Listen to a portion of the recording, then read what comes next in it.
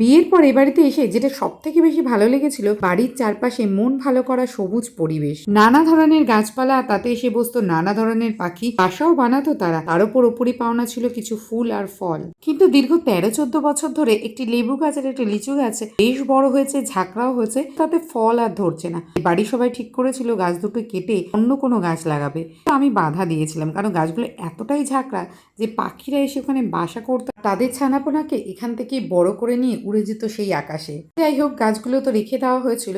আর এবছর দেখেছিলাম সেই লেবু গাছটাতে অনেক ফুল এসেছে। ফুল থেকে ফল হওয়ার অপেক্ষা শেষ হতেই পেলাম এত বড় বড় বাতাবি লেবু, যেগুলো হয়তো ভেতরটা লাল নয়, কিন্তু এতটাই রসালো, এতটাই মিষ্টি।